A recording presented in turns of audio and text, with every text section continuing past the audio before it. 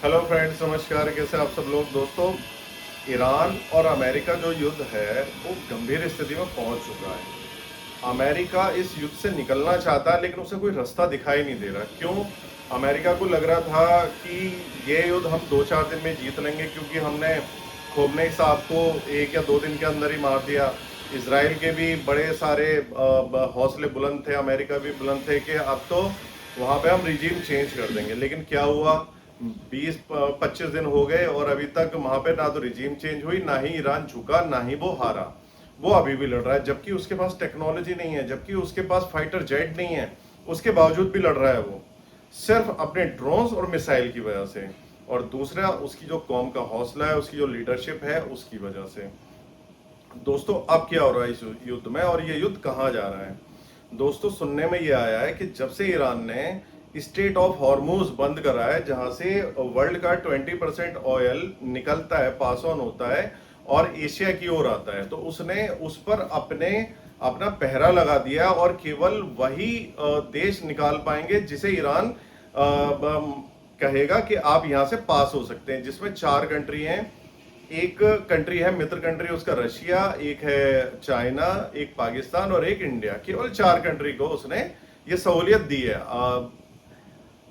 Russia के पास तो जरूरत नहीं है, तो उसमें एक उनने, क्योंकि वो शिया मुल्क है ईरान, इसलिए उसे भी छूट दी है।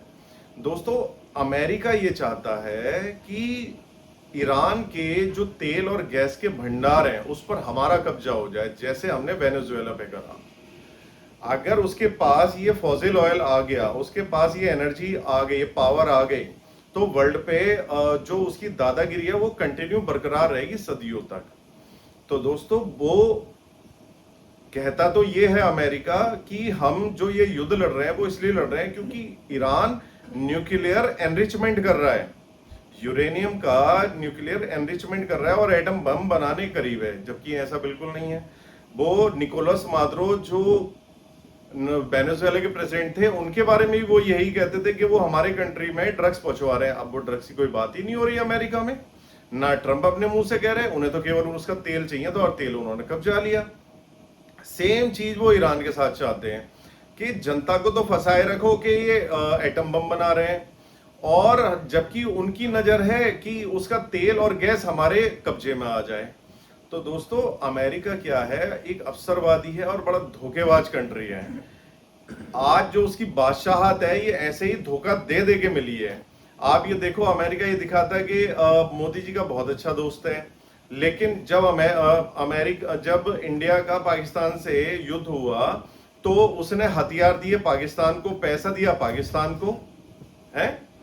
तो अमेरिका हमेशा से ये दोगलापन करता आया। जब हमारी पाकिस्तान से 1971 में जंग हुई थी, हम बांग्लादेश को आजाद करा रहे थे, तो निक्सन राष्ट्रपति थे वहां के, तो उन्होंने अपना वॉरशिप भेज दिया था इंडिया को धमकाने के लिए। वो तो सही समय पर रशिया आ गया अपना वॉरशिप लेकर के, तो अमेरिका को पीछे भागना पड़ा। तो ये शुरू से दोगला कंट्री है और पता नहीं हमारे मोदी जी के कर क्या रहे, हमें समझ में नहीं आता कि ईरान जो हमारा इतना अच्छा दोस्त है, पाकिस्तान के खिलाफ वो हमेशा वोट करता है हमारे कहने पे। कश्मीर पे जब भी प्रस्ताव लेके आता है पाकिस्तान यूएनओ के अंदर या गल्फ में, तो वो हमेशा उसे रोकता है। तो हम ईरान के साथ नहीं खड़े, हमें ईरान से तेल खरीदना चाहिए, उसे पैसा देना चाहिए और उनके लोगों के साथ हमदर्दी जतानी चाहिए। तो दोस्तों, अभी मुझे समझ नहीं आ रहा कि इंडिया की यहाँ पे स्ट्रेटेजी क्या है, कि वेट एंड वॉच की, कि हमारे एक दोस्त जो बांग्लादेश था वो भी खत्म कर दिया, एक दोस्त हमारा नेपाल था वो भी खत्म कर दिया, एक दोस्त हमारा श्रीलंका था वो भी खत्म कर दिया, सब जगह रिजीम चेंज। अब ईरान में अगर रिजीम चेंज होएगी तो इंडिया का क्या होगा? दूसरा, आप ये देखो, अमेरिका ने हमारे ऊपर इतनी टैरिफ लगा रखी है, 18% अभी भी टैरिफ है हमारे ऊपर। हम माल बेच नहीं पा रहे अमेरिका के अंदर, धंधा ही सब कुछ नहीं होता। तो मुझे लगता है कि हमारी डिप्लोमेसी को यहाँ पे विचार करना चाहिए कि ना तो हम अमेरिका के फुल एलाय हैं, ना ही हम रशिया के फुल एलाय हैं, और ना ही हम ईरान के साथ खड़े हैं। चाइना से तो पहले ही हमारा 36 का आंकड़ा है। तो हमारा एलाय है कौन? कल को हमारे बुरे वक्त में खड़ा कौन होगा हमारे साथ? जब पाकिस्तान के साथ तो अमेरिका खड़ा हो गया, पाकिस्तान के साथ चाइना खड़ा हो गया, पाकिस्तान के साथ टर्की खड़ा हो गया, हमारे साथ कौन खड़ा था? कोई भी नहीं, अकेले लड़ रहे थे हम। तो दोस्तों ये जो युद्ध है अमेरिका और ईरान का, तो यहां से निकलना चाहते हैं डोनाल्ड ट्रंप, क्योंकि उनके यहाँ पे इलेक्शन है, मिड टर्म इलेक्शन है नवंबर 2026 में। उन्हें वो जीतना है, उससे पहले ईरान युद्ध उन्हें खत्म करना है और चाइना से उन्हें डील करनी है, जिससे कि वो अपनी जनता को ये दिखा सकें कि वो एक पावरफुल लीडर हैं और वो वहां पे अपना नाम सदियों तक याद कराएं लोगों को, जैसे ओबामा ने अपना नाम लिखा।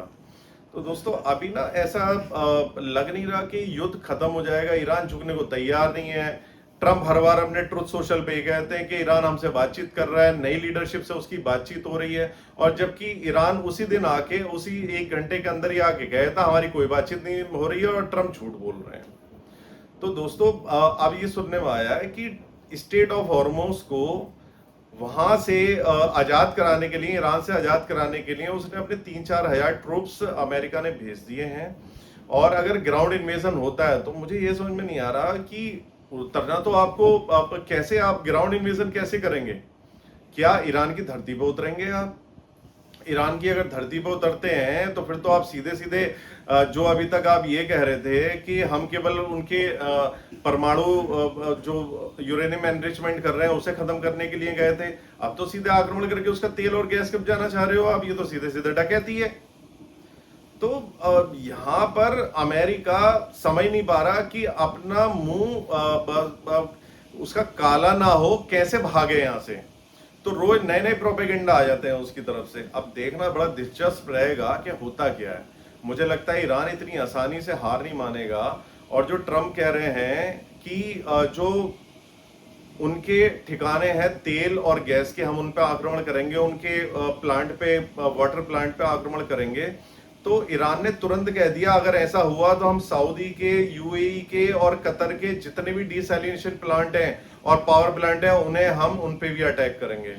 तो इस बात से अमेरिका डरा हुआ है। अब समझ नहीं आ रहा कि यहाँ पे अमेरिका करे क्या।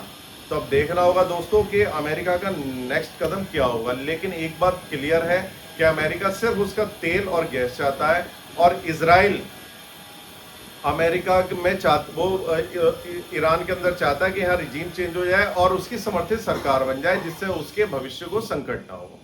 दोस्तों आपका इसके बारे में क्या कहना है? अपनी राय जरूर दें। धन्यवाद।